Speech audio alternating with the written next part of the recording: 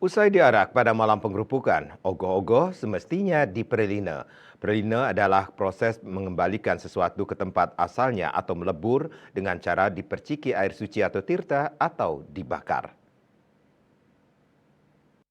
Ogoh-ogoh merupakan simbol budakala atau hal-hal buruk yang kerap melekat dalam diri manusia seperti nafsu, tamak, iri, dengki, dan dendam. Tak heran jika ogoh-ogoh berwujud menyeramkan. Usai diarak pada malam pengerupukan atau sehari sebelum nyepi, ogoh-ogoh mestinya diperalina. Terlebih ogoh-ogoh tersebut diupacarai sebelum diarak. Ogoh-ogoh dapat diperalina dengan cara diperciki air suci atau tirta atau dibakar sehingga wujudnya benar-benar hancur menjadi abu. Kalau ogoh-ogoh itu umpamanya pada saat dia mau dilombakan, mungkin aja dia apakah dia ada melapasin atau minta tite, minta apa, pasupati dan lain sebagainya.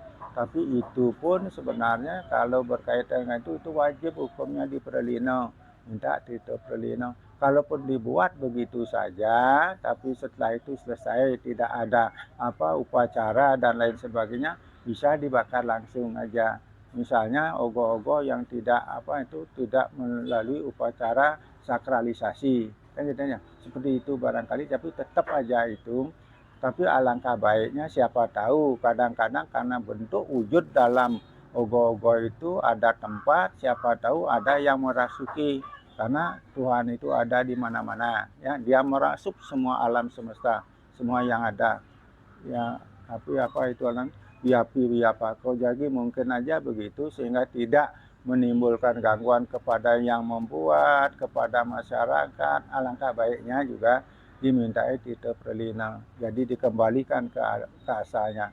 Jadi agar semuanya berjalan dengan aman, damai dan nyaman seperti itu. Membakar ogoh-ogoh juga merupakan simbol memusnahkan sifat-sifat buruk manusia seperti nafsu, dengki, dan serakah, sehingga hal-hal negatif ini tak membawa pengaruh buruk untuk kemudian hari.